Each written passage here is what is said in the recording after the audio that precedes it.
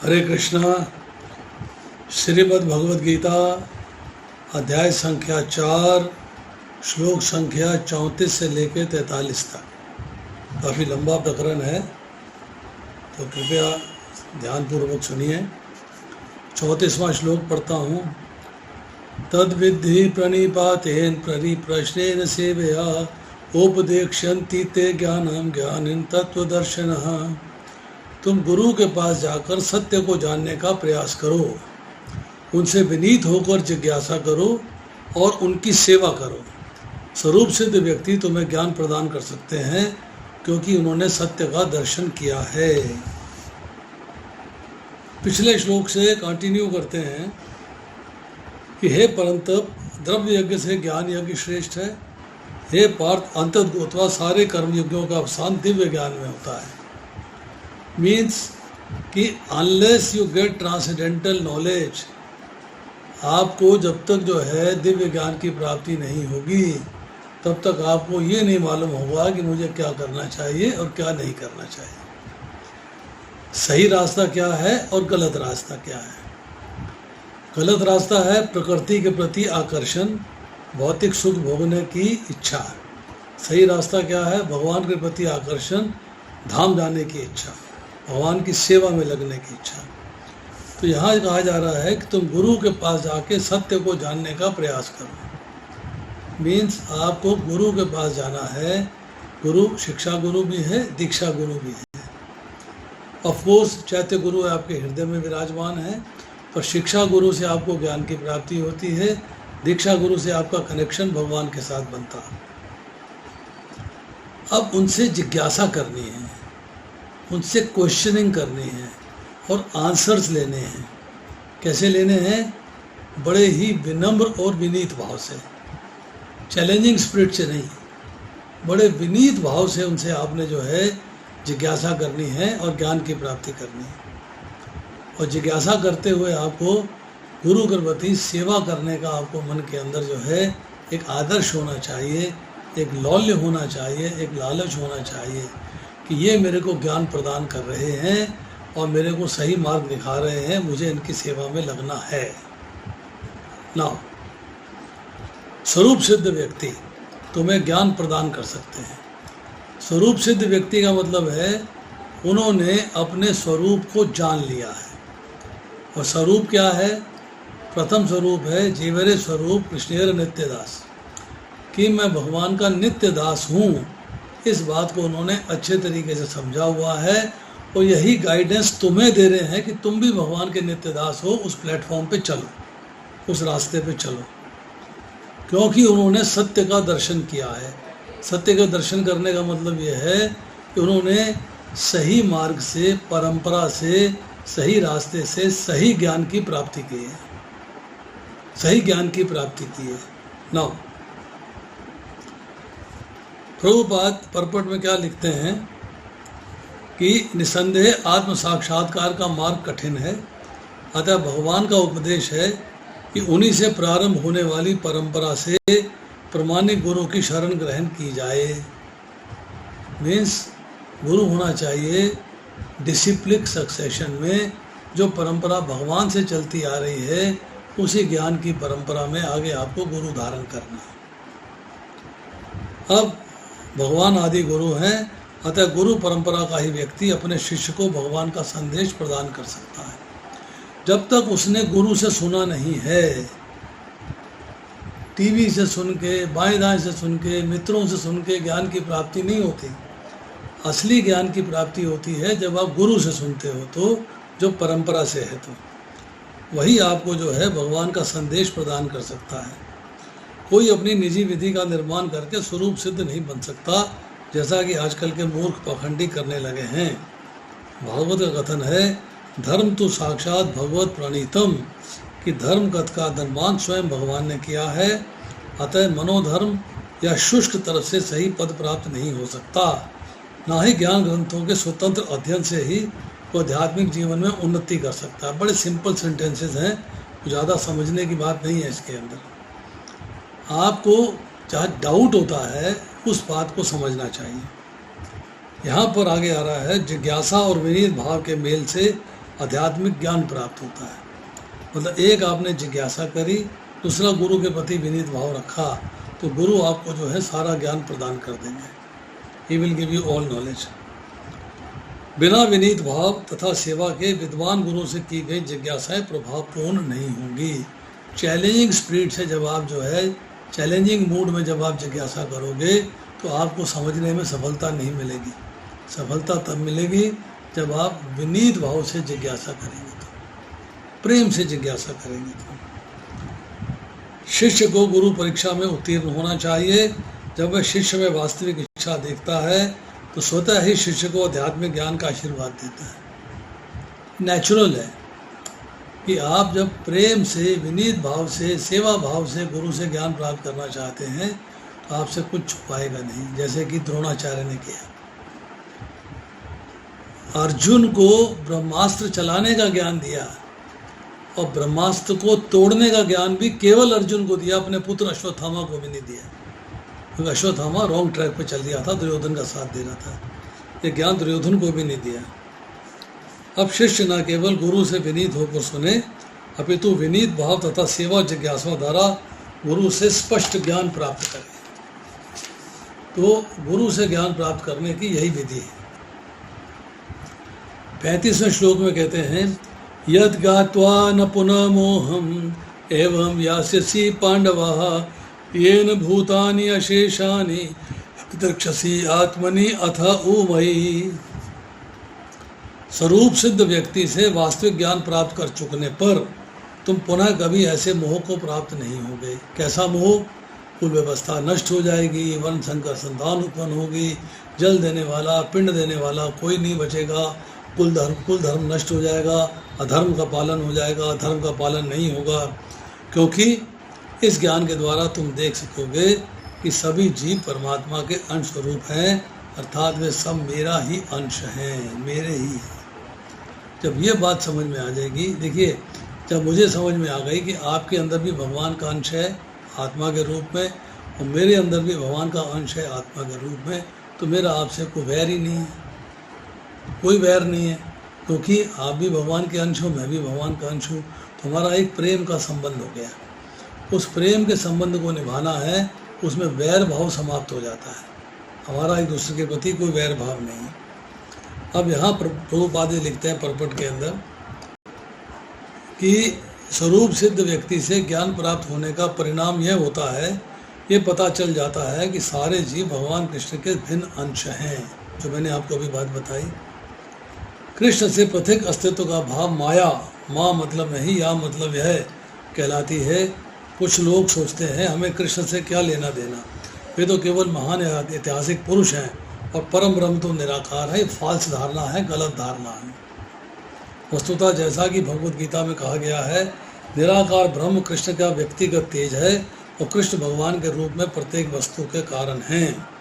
ब्रह्म संहिता में स्पष्ट कहा गया है कि कृष्ण श्री भगवान है, सभी कारणों के कारण है। ईश्वर परमा कृष्णा सच्चिदानंद विग्रह अनादि आदि गोविंदम सर्व कारण कारणम। यहाँ तक कि लाखों अवतार और विभिन्न विस्तार ही हैं। इसी प्रकार सारे जीव भी कृष्ण के अंश हैं। मायावादियों की मिथ्या धारणा है कि कृष्ण अपने अनेक अंशों में अपने निजी प्रस्तिक अस्तित्व को मिटा देते हैं। मतलब जब वो उपस्थित हो गए तो उनका अपना अस्तित्व समाप्त हो गया, ऐसा नहीं है। हृदय रूपी घोंसले में भगवान भी विराजमान है परमात्मा रूप में, और जीव भी विराजमान है आत्मा के रूप में, दोनों विराजमान हैं। अब इसके बाद कहते हैं, ब्रह्म विद्या का पर्याप्त ज्ञान न होने के कारण हम माया से आवृत हैं। क्योंकि हमें भगवान का ज्ञान नहीं है, इसलिए हमें माया ने इफेक्ट किया हुआ है, हम माया के कंट्रोल में आ गए हैं। इसलिए हम अपने को कृष्ण से पृथक सोचते हैं। यद्यपि हम कृष्ण के भिन्न अंश हैं, किंतु फिर भी हम उनसे भिन्न नहीं हैं, विलग हुए हैं। जैसे कि अग्नि से चिंगारियाँ अलग होती हैं, ऐसे हम भगवान से विलग हुए हैं। परंतु जीवों का शारीरिक अंतर माया है या फिर वास्तविक नहीं है। अब सभी कृष्ण को प्रसन्न करने के निमित्त है। केवल माया के कारण ही अर्जुन ने सोचा कि उसके स्वजनों से उसका क्षणिक शारीरिक संबंध कृष्ण के शाश्वत आध्यात्मिक संबंधों से अधिक महत्वपूर्ण है। जो कृष्ण से संबंध है उससे वो नहीं रियलाइज कर रहा है कि मेरा कृष्ण के साथ क्या संबंध है। वो ये सोच रहा है कि जो सामने खड़े हैं मेरे, इनके साथ मेरा संबंध है, इनसे मेरा रिलेशनशिप है।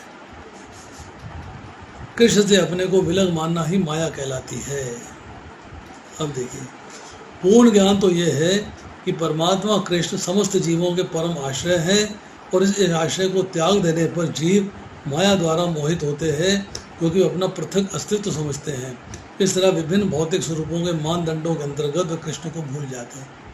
जब माया आपके ऊपर इफेक्ट करती है और अब माया के प्रभाव में आ जाते हो, तो कृष्ण के साथ अपना संबंध भूल जाते हैं। यू फॉरगेट इट, आपको स्मरण नहीं रहता। तो इसीलिए जो है आप अपने को भगवान से अलग समझते भी हो, अलग नहीं भी समझते हो। अरे मेरे अंदर भगवान है तो मैं भी भगवान हूँ, ऐसी फीलिंग आ जाती है।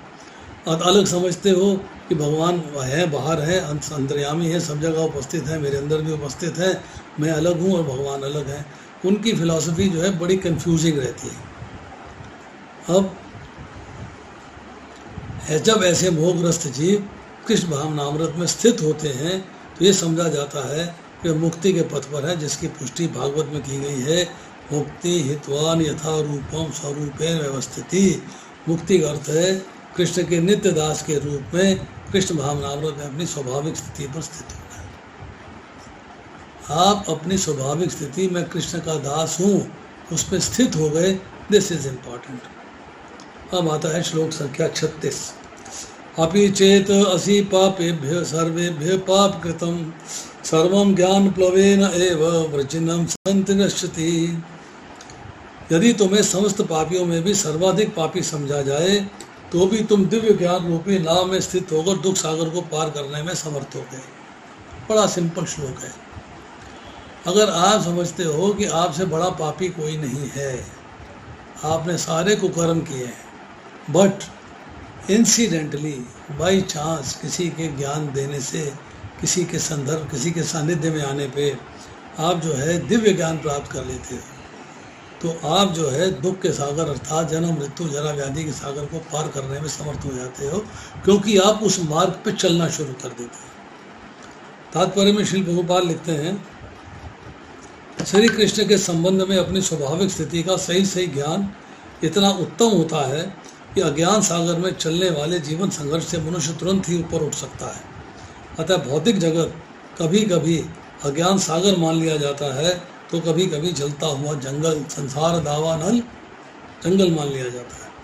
सागर में कोई कितना ही कुशल तैराक क्यों ना हो, जीवन संघर्ष अति कठिन है। यदि कोई संघर्ष तैरने वाले को आगे बढ़कर समुद्र से निकाल लेता है, सबसे बड़ा रक्षक है। समुद्र से कौन निकालेगा? आपका गुरु, जो आपको गाइड करेगा, सही रास्ता दिखाएगा, इस संघर्ष से बाहर निकाल लेगा। भगवान से पूर्ण ज्ञान मुक्ति का पथ है। कृष्ण भावनामृत की नाव अत्यंत सुगम है, किंतु उसके अनुसार अत्यंत उदार भी है, डिफिकल्ट भी है और सुगम भी बहुत है। अब आती है श्लोक संख्या 37, जो बहुत इंपॉर्टेंट श्लोक है। यथा एंधासी सम्मिद्ध अग्नि भस्मसात् कुरुते अर्जुन ज्ञान अग्नि सर्व कर्माणि भस्मसात् कुरुते तथा। जैसे प्रज्वलित अग्नि ईंधन को भस्म कर देती है, उसी तरह ये अर्जुन ज्ञान रूपी अग्नि भौतिक कर्मों के समस्त फलों को जला डालती है। क्या बात कही! प्रज्वलित ईंधन, प्रज्वलित अग्नि ईंधन को भस्मसात कर देती है। अग्नि जल रही हो तो उसमें कोई भी लकड़ी डालो, कोयला डालो, प्लास्टिक डालो, कपड़ा डालो, वो जला के भस्म कर देती है। उसी तरह हे अर्जुन, अर्जुन का मतलब है निर्मल हृदय वाला, जिसका हृदय निर्मल है, जिसके हृदय में मल नहीं है, उसे अर्जुन कहते हैं। ज्ञान रूपी अग्नि, जब आप दिव्य ज्ञान प्राप्त कर लेते हो तो उसको अग्नि का स्वरूप माना गया है, उपमा दी गई है, मेटाफोर दिया गया है अग्नि का। वे आपके भौतिक कर्मों के जलों को जला डालती है, फलों को जला डालती है। जो आपने भौतिक कर्म किए हैं अपने आनंद के लिए, अपनी प्रसन्नता के लिए हो गए हैं आपसे, उनको वो उनके कर्म फलों को जला डालती है। छोटा सा परपट है, बड़ा सुंदर परपट है, सुनिएगा। आत्मा तथा परमात्मा संबंधी पूर्ण ज्ञान तथा उनके संबंध की तुलना यहाँ अग्नि से की गई है। अग्नि न केवल समस्त पाप फलों के फलों को जला देती है, परंतु पुण्य कर्मों के फलों को भी भस्मसात कर देती है, क्योंकि शास्त्र में कहा गया है चाहे पुण्य कर्म किया जाए चाहे विकर्म किया जाए अर्थात पाप कर्म किया जाए, चूँकि दोनों को भोगने के लिए शरीर चाहिए, इसलिए दोनों ही डेंजरस हैं, दोनों को पाप माना गया है। इसलिए पुण्य फल है उनको भी जला के भस्म करना है, और पाप फल है उनको भी जला के भस्म करना है। कर्म फल की कई अवस्थाएं हैं, शुभारंभ, बीज, संचित आदि, किंतु जीव को स्वरूप का ज्ञान होने पर सब कुछ भस्म हो जाता है, क्योंकि अब वो राइट पाथ पे चल देता है, भगवान की सेवा में लग जाता है, सब कुछ भस्म हो जाता है। चाहे वो पूर्ववर्ती हो मतलब पिछले जन्म हो, या परवर्ती इस जन्म के हों, या अगले जन्म में आपको उनको भोगना नहीं पड़ेगा। वेदों में बृहदारण्यक उपनिषद 4:4-22 में कहा गया है, उभे उभय वैश एते तस्य मृत्या साध साधुनी। मनुष्य पाप तथा पुण्य दोनों प्रकार के कर्म फलों को जीत लेता है। मीन्स आपको दोनों से छुटकारा पाना है, पुण्य फल से भी और पाप फल से भी, क्योंकि दोनों के फल को भोगने के लिए शरीर चाहिए, और हमें शरीर नहीं चाहिए, हमें मुक्ति चाहिए शरीर से। बलदेव विद्याभूषण लिखते हैं, एक बड़ा अच्छा प्रश्न है कि जो आपने कर्म फल के अनुसार ये शरीर भोग रहे हैं उसका क्या होगा? वो तो जल के भस्म नहीं हुए, उसका क्या होगा? तो बलदेव विद्याभूषण बड़ा सुंदर उत्तर देते हैं। वो कहते हैं कि भौतिक संसार के अंदर कृष्ण भावनामृत में भक्त लगता है, साधारण जन नहीं। जब साधारण जन कृष्ण भावनामृत में लग जाते हैं तो भक्त बन जाते हैं। अगर ये दिव्य ज्ञान रूपी अग्नि आपके सारे कर्मों के फलों को जला के भस्म कर दे तो आपका शरीर समाप्त हो जाएगा, यू विल डाई। अगर आप जो है भक्त होने के नाते इस भौतिक संसार में जिन कर्म फलों को लेके प्रकट हुए हो, अगर वो सारे समाप्त हो जाएंगे और आपकी मृत्यु हो जाएगी, तो प्रचार कौन करेगा? लोगों का उद्धार कौन करेगा? लोगों को रास्ता कौन दिखाएगा? You will die, matter is over. इसलिए जिन कर्म फलों को लेके आप इस जन्म में पैदा हुए हो, वो कर्म फल आपको भोगने पड़ेंगे, उसके बिना कोई चारा नहीं है, उसके बिना आपके पास कोई चारा नहीं है, वो आपको भोगने पड़ेंगे। वो आपका इस भौतिक संसार के अंदर प्रकट होने का कारण है, और भक्त होने के नाते यहाँ रहने का भी कारण है। अब आती श्लोक संख्या 38। न हि निश्चय ज्ञानेन सदृशं पवित्रम इह विद्यते तथा स्वयं योग संसिद्धम कालेन आत्मनि विदन्ति। इस संसार में दिव्य ज्ञान के समान कुछ भी उदात या शुद्ध नहीं है। ऐसा ज्ञान समस्त योग का परिपक्व फल है। जो व्यक्ति भक्ति में सिद्ध हो जाता है तो यथा समय अपने अंतर में इस ज्ञान का आस्वादन करता है। Enjoys this knowledge. अरे भगवान की सेवा करनी है, एंजॉयमेंट मिल रही है। भगवान की पूजा करनी है, एंजॉयमेंट मिल रही है। भगवान का भक्त बनना है, एंजॉयमेंट मिल रही है। भगवान को नमस्कार करना है, समर्पण करना है, एंजॉयमेंट मिल रही है। तो प्रभुपाद लिखते हैं कि दिव्य ज्ञान के समान कुछ भी शुद्ध नहीं है, कुछ भी शुद्ध नहीं है इस संसार में। अब आपको जो है उसका आनंद प्राप्त होता है जब आप उस मार्ग पे चलते हो, तो उस मार्ग पे चलते हैं। जब हम दिव्य ज्ञान की बात करते हैं तो हमारा प्रयोजन आध्यात्मिक ज्ञान से होता है। दिव्य ज्ञान के समान कुछ भी उदात या शुद्ध नहीं है। अज्ञान ही हमारे बंधन का कारण है, ज्ञान हमारी मुक्ति का। सिंपल सेंटेंस, कई बार हम डिस्कस कर चुके हैं। ये ज्ञान भक्ति का परिपक्व फल है। जब कोई दिव्य ज्ञान की अवस्था प्राप्त कर लेता है तो उसे अन्यंत्र शांति खोजने की आवश्यकता नहीं रहती, क्योंकि वह मन ही मन शांति का आनंद लेता है। दूसरे शब्दों में ज्ञान तथा शांति का पर्यवसान कृष्ण भावनामृत में होता है। भगवद गीता के संदेश की यही चरम परिणति है, ज्ञान और शांति। जब ज्ञान की प्राप्ति होती है तो मन शांत हो जाता है। जब मन शांत हो जाएगा उसका एंड होगा कृष्ण भावनामृत में। नौ श्लोक संख्या 39। अब आती है चर्चा शिष्य के बारे में।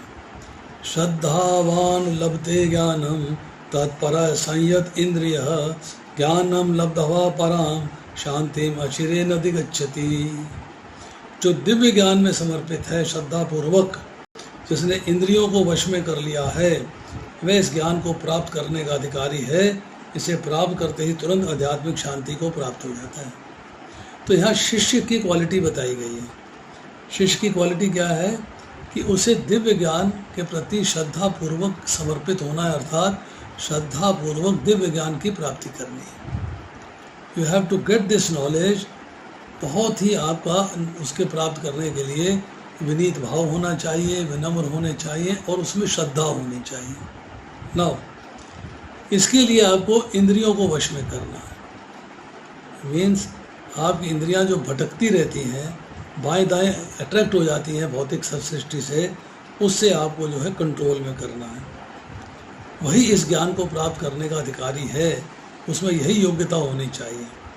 और जैसे ही ज्ञान को प्राप्त कर लेता है तो तुरंत आध्यात्मिक शांति को प्राप्त हो जाता है। He gets transcendental peace. Prabhupada लिखते हैं, श्री कृष्ण में दृढ़ विश्वास रखने वाला व्यक्ति ही इस तरह का कृष्ण भावना भावित ज्ञान प्राप्त कर सकता है। दृढ़ विश्वास, श्रद्धा, अटूट श्रद्धा, निष्ठा वो होनी चाहिए। वही पुरुष श्रद्धावान कहलाता है जो ये सोचता है कि कृष्ण भावना भावित होकर कर्म करने से वह परम सिद्धि प्राप्त कर सकता है। परम सिद्धि है भगवान का प्रेम। और भगवान का प्रेम कब मिलेगा? जब भगवान की कृष्ण भावना भावित होकर सेवा करेंगे, तो उनकी सेवा में लग जाएंगे। तो ये श्रद्धा भक्ति के द्वारा हरे कृष्ण कृष्ण कृष्ण हरे हरे, हरे राम राम राम हरे हरे मंत्र के जाप द्वारा प्राप्त की जाती है, क्योंकि इससे हृदय की सारी भौतिक मलिनता दूर हो जाती है। इसके अतिरिक्त मनुष्य को चाहिए कि अपनी इंद्रियों पर संयम रखे। जो व्यक्ति कृष्ण के प्रति श्रद्धावान है, जो इंद्रियों को संयमित रखता है, वह शीघ्र ही कृष्ण भावनामृत के ज्ञान को पूर्णता प्राप्त कर लेता है। Control over your senses and surrender unto Krishna, आपको ज्ञान की प्राप्ति हो जाती है। अब आता है श्लोक संख्या 40। अज्ञ च अश्रद्धानः च संशय आत्मा विनश्यति, न अयं लोका अस्ति न परः न संशय आत्मना न सुखम संशय आत्मना। किंतु जो अज्ञानी हैं, जो श्रद्धा विहीन व्यक्ति शास्त्रों में संदेह करते हैं, ईश्वर भावनामृत को प्राप्त नहीं करते, अपितु नीचे गिर जाते हैं, संशय आत्मा के लिए न तो इस लोक में न परलोक में कोई सुख है। मीन्स आपको ज्ञान नहीं है, आप में आपकी भगवान में, भगवान की वाणी में, भगवान के दिए हुए शास्त्रों में श्रद्धा नहीं है। आप डाउट करते हो, हर चीज़ पे डाउट करते हो। आप कृष्ण भावनामृत को प्राप्त नहीं करते, अपितु पुनरअपि जन्मम पुनरअपि मरणम के चक्र में घूमते रहते हो। This is fall down. जिसको डाउट्स होते हैं, जो संशय होता है, जो संशय को क्लियर नहीं करता है, संशय में ही रुचि रहता है, संशय में ही पड़ा रहता है, उसके लिए ना तो इस लोक में ना परलोक में कोई जगह है, उसको सुख की प्राप्ति नहीं होती। प्रभुपाद जी परपट में लिखते हैं, भगवत गीता सभी प्रमाणिक एवं मान्य शास्त्रों में सर्वोत्तम है। ये क्या बढ़िया सेंटेंस लिखा। भगवत गीता सभी प्रमाणिक एवं मान्य शास्त्रों में सर्वोत्तम है। जो लोग पशु तुल्य हैं, उनमें ना तो प्रमाणिक शास्त्रों के प्रति कोई श्रद्धा है, ना ही उसका ज्ञान होता है। कुछ लोगों को इसका ज्ञान होता है, किंतु उनमें से वे उदाहरण देते रहते हैं, किंतु उनमें वास्तविक विश्वास नहीं होता है। प्रभुपाद जी अपने लेक्चर्स में, अपने परपट्स में, अपनी डिस्कशंस में, अपनी कन्वर्सेशंस में, अपने शिष्यों को लिखे लेटर्स में, भागवतम के अंदर जगह जगह जो है एक ही बात कहते हैं। वो बात मैं बार बार रिपीट करता हूँ। To obtain Krishna's love the book is Bhagavatam, to understand Bhagavatam the book is Bhagavad Gita. Bhagavatam को समझने के लिए ग्रंथ है भगवत गीता, जो आपको पढ़नी चाहिए और बार बार पढ़नी चाहिए, बार बार पढ़नी चाहिए, एक बार नहीं 1000 बार पढ़नी चाहिए।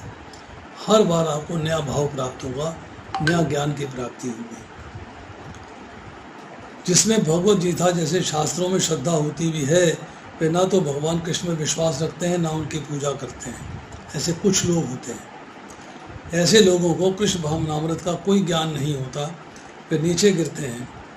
अपितु सभी कोटि के व्यक्तियों में जो श्रद्धालु नहीं हैं, सदैव संशयग्रस्त रहते हैं, वे तनक भी उन्नति नहीं कर पाते। जो लोग ईश्वर तथा उनके वचनों में श्रद्धा नहीं रखते, उन्हें न तो इस संसार में न भावी लोक में ही कुछ हाथ में लगता है। Means they lose everything.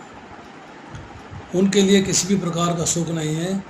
अतः मनुष्य को चाहिए पहले स्टेप का फॉलो करें। पहला स्टेप क्या है? श्रद्धा भाव। श्रद्धा भाव शास्त्रों में, श्रद्धा भाव भगवान में, श्रद्धा भाव गुरु में, श्रद्धा भाव भक्तों में। जब श्रद्धा होगी तो ज्ञान की प्राप्ति होगी और इसी ज्ञान से मनुष्य जो है दिव्य पद पर पहुंच सकता है। अब आती है श्लोक संख्या 41। योग संन्यस्त कर्माणं ज्ञान सच्छिन्न असंशयम् आत्मवंतम न कर्माणि निबध्नन्ति धनंजय। जो व्यक्ति अपने कर्म फलों का परित्याग करते हुए भक्ति करता है और जिसके संशय दिव्य ज्ञान द्वारा विनष्ट हो चुके होते हैं, वही वास्तव में आत्मपरायण है। हे धनंजय, वे कर्मों के बंधन से नहीं बनता। कर्मों के बंधन से आदमी कब नहीं बंधेगा? जब इस दिव्य ज्ञान में कहा है जो कर्म में अकर्म को देखता है, अकर्म में कर्म को देखता है, वही कर्म को जानता है, वही समझता है सारी बात को। मतलब उसके सारे कार्य जो हैं भगवान कृष्ण के लिए होते हैं, वही उसके कर्म है, वही उसके अकर्म है, सब भगवान के लिए है। तो अब उसने क्या है कि कर्म के फल का परित्याग कर दिया। He doesn't want anything for himself. उसको अपने लिए कुछ भी नहीं चाहिए, अपने लिए कोई प्राप्ति नहीं करनी है, सब कुछ भगवान के प्रति समर्पित है। अब भक्ति कर रहा है, भगवान के प्रति समर्पण से भक्ति कर रहा है। अब उसके जितने डाउट्स हैं वो इस दिव्य ज्ञान के द्वारा नष्ट हो चुके हैं, समाप्त हो चुके हैं।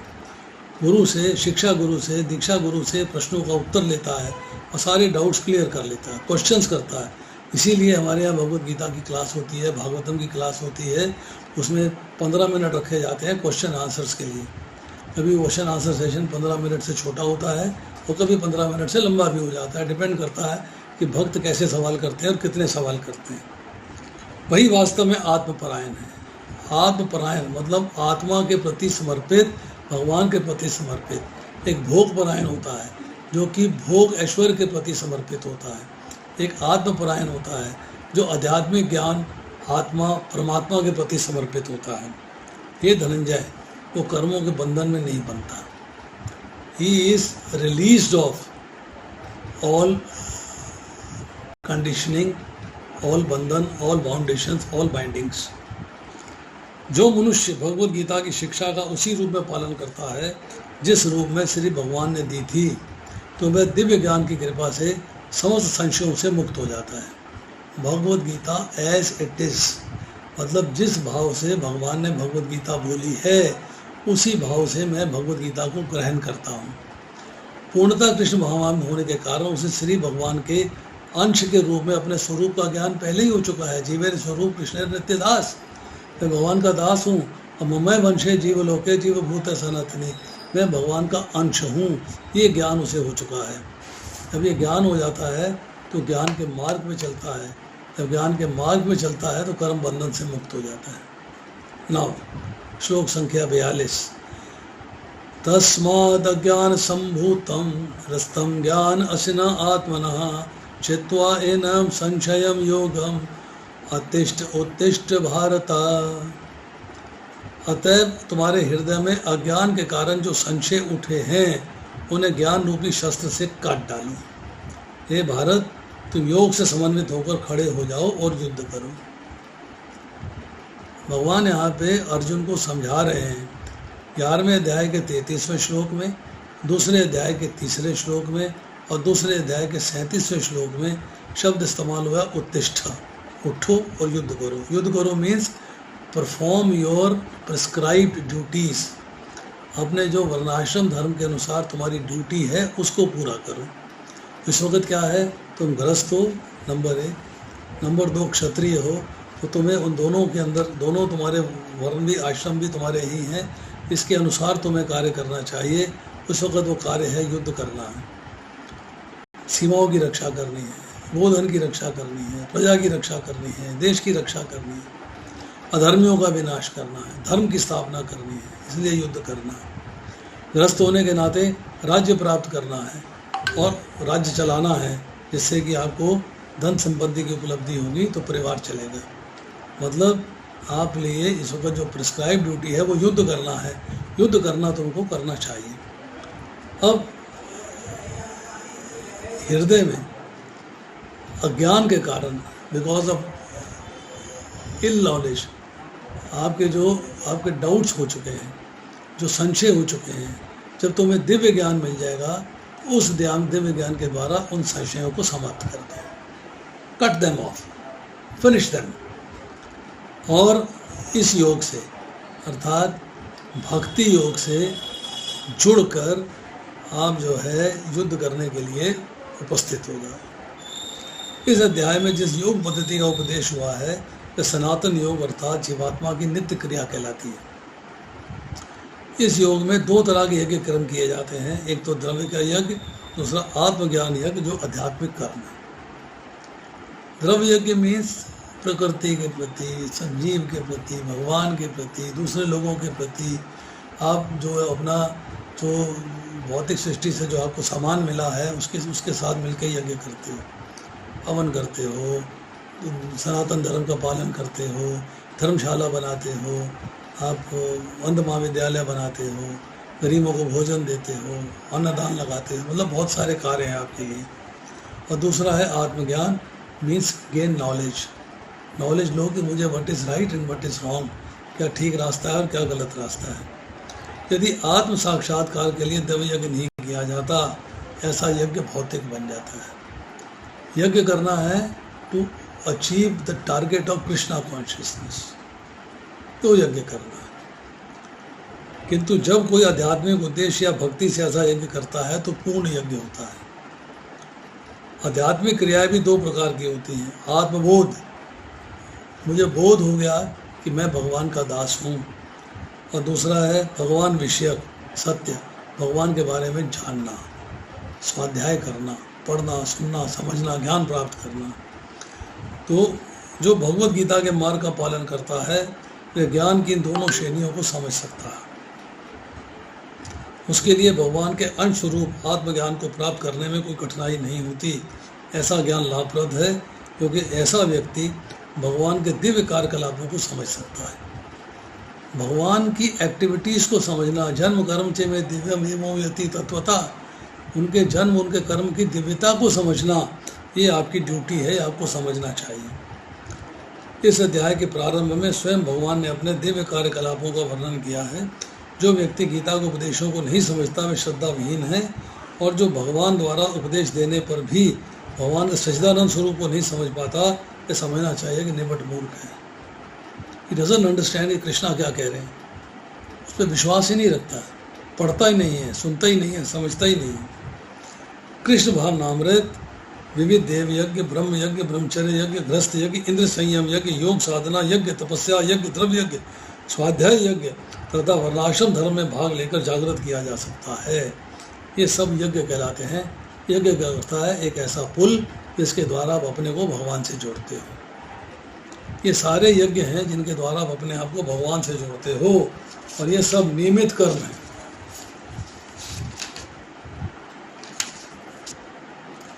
किंतु इन सब कार्यकलापों के भीतर सबसे महत्वपूर्ण कारक है आत्म साक्षात्कार।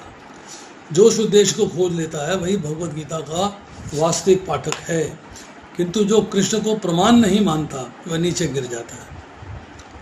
भगवत गीता को पढ़ना इसीलिए एसेंशियल है कि भगवत गीता पढ़ने के बाद, सुनने के बाद, समझने के बाद you understand who Krishna is, you understand your relationship with Krishna. भगवान के साथ आपका क्या संबंध है, आप उसको समझते हो। अतः मनुष्य को चाहिए कि सेवा तथा समर्पण समेत किसी प्रमाणिक गुरु के निर्देशन में भगवत गीता या अन्य किसी शास्त्र का अध्ययन करे।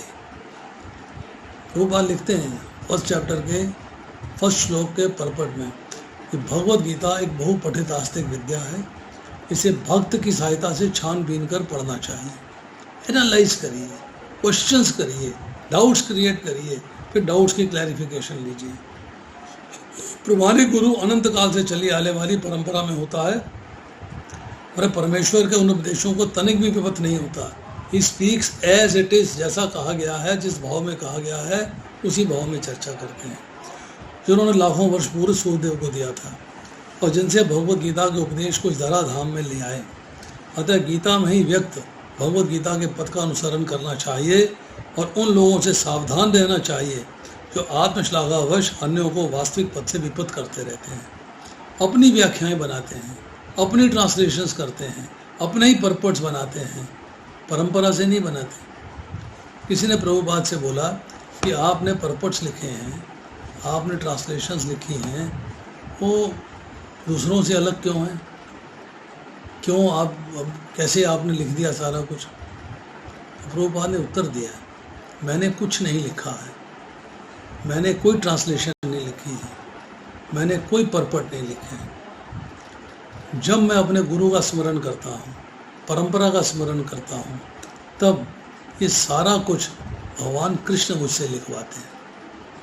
वो जैसा चाहते हैं मैं वैसा लिखता हूँ, अपनी तरफ से मैंने कुछ नहीं लिखा। ये परंपरा से ज्ञान प्राप्त हुआ है और पारंपरिक ज्ञान के द्वारा मैं लिखता हूँ और ये सब मेरे से भगवान लिखवाते हैं। उन्हीं की मेरे अंदर प्रेरणा रहती है, उन्हीं का मेरे अंदर मार्गदर्शन रहता है और उन्हीं के अनुसार मैं लिखता हूँ। भगवान निश्चित रूप से परम पुरुष हैं, उनके कार्यकलाप दिव्य हैं, ट्रांसेंडेंटल एक्टिविटीज़। जो इसे समझता है कि भगवत गीता का पारायण शुभारंभ करते समय ही मुक्त हो जाता है। You have to understand Bhagavad Gita with the help of a devotee, जो आपको ठीक तरीके से भगवत गीता को समझा सके, सुना सके, बता सके। फिर आपको इसको अपने आप पढ़ के इस पर मनन करना है और जो क्वेश्चंस उठते हैं उन क्वेश्चंस को पूछना है। That is the process you have to follow. तो यहाँ चैप्टर 4 समाप्त होता है। अगली बार से मेरी अभी बात हुई थी आत्मतृप्त प्रभु से कि in about 6 to 8 weeks time we will revise all these 4 chapters. एक दिन में कोशिश करेंगे कि आधा चैप्टर हो जाए। दूसरा चैप्टर बहुत लंबा है तो वो 3 बार में होगा, 3 times। पहला चैप्टर, तीसरा चैप्टर, चौथा चैप्टर 2-2 बार में करेंगे, सो दैट जो हमने अभी तक पढ़ा है, जो हमने अभी तक सुना है, जो हमने अभी तक मनन किया है, उसका रिवीजन हो सके। इस बारे में मुझे आपसे ओपिनियन चाहिए कि are we on the right track, क्या हम ठीक रास्ते चल रहे हैं, क्या हमें रिवीजन करना चाहिए कि नहीं करना चाहिए। इसके लिए या तो आप अपना वीडियो ऑन करके हाथ खड़ा कर सकते हो और चैट बॉक्स में यस लिख सकते हो, जैसा आप चाहो वैसा कर सकते हो। यस उर्मिल माता जी बोलिए। हरे कृष्णा प्रभु जी, दंडवत प्रणाम। दंडवत प्रणाम माता जी। रिवीजन होनी चाहिए, इससे क्या है कि हम दोबारा उस चैप्टर को अपने आप घर में स्टडी करेंगे, तो इसलिए हमें एक और चांस मिलेगा दोबारा पढ़ना। यस यू आर राइट, आप ठीक कह रही हैं। ये करना चाहिए हमें दोबारा कि नहीं करना चाहिए, बाकी लोगों का क्या विचार है? यस प्रभु जी, करना चाहिए प्रभु जी, रिवीजन जरूरी है। रिवीजन जरूरी है। यस मुझे होना चाहिए रिवीजन, बिल्कुल होना चाहिए। समरी टर्न है तो हम लोग आगे बढ़ते जाएंगे, पीछे का भूल जाएंगे। यस तो एक रिवीजन होने से हम कैप हो जाएगा पूरा का पूरा। कुछ इसमें आप होमवर्क देंगे तो हमें दोबारा से वो पढ़ना पड़ेगा, तो रिव्यू तो बहुत जरूरी है। तो रिवीजन के पॉइंट ऑफ व्यू से नेक्स्ट वीक जो हमारा क्लास होगा सैटरडे को 8:30 से लेकर 9:30 बजे तक, उसमें हम पहले चैप्टर को रिवाइज करना शुरू करेंगे। कितने श्लोक कर पाते हैं 1-1.25 घंटे के अंदर, वो उस वक्त डिपेंड करता है। हम श्लोकों की संख्या नहीं लिखेंगे, उसमें लिखेंगे रिवीजन ऑफ चैप्टर 1 सेशन 1, बस। ठीक है, ओके प्रभु जी।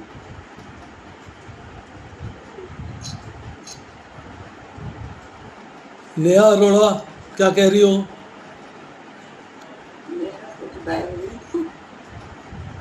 धन्यवाद प्रणाम प्रभु जी, हरे कृष्णा। हरे कृष्णा। कीर्ति मुकुंद प्रभु बोलिए। प्रभु जी, पर उसमें ना होमवर्क में ये भी होना चाहिए कि कम से कम ये सच्चाई से बोला जाए कि हाँ उसने रिवीजन किया है। प्रभु जी, जब से मोबाइल आया है ना, और प्रभु जी हरे देखो, कृष्णा प्रभु जी, इसमें ये है कि जो अपनी उन्नति करना चाहता है उसको झूठ बोलने की जरूरत ही नहीं है। जो झूठ बोल रहा है वो अपना पतन खुद ही कर रहा है ना। तो उसमें माता जी प्रभु जी क्या देखिए, करेंगे? Everybody is a free and independent soul. हाँ, उसके पास फ्री विल है, जैसा मर्जी करे, हमें क्या फर्क पड़ता है। प्रभु जी हरे कृष्णा, दंडवत प्रणाम। दंडवत प्रणाम प्रभु जी। प्रभु जी मैं कुछ कहना चाहता हूँ। कहिए। मैं ये कहना चाहता हूँ कि भगवान से प्रेम, अनंत प्रेम करो। प्रेम से बढ़ के ज्ञान ठीक है, भगवत गीता पढ़ते हैं, भागवतम को चैंटिंग करते हैं। मैं आज आपको अपना बताता हूँ एक बात। एक गर्मियों की, पिछली गर्मियाँ बहुत पड़ रही थी, मैं अगर अपने एसी कमरे में सोया हुआ था तो रात को शुरू हुआ, यार मैं तो एसी में सो रहा हूँ, हमारे लड्डू को गर्मी में सो रहा हूँ। मैं उनको उठा के ले आया, मैंने सुलाया अपने पास।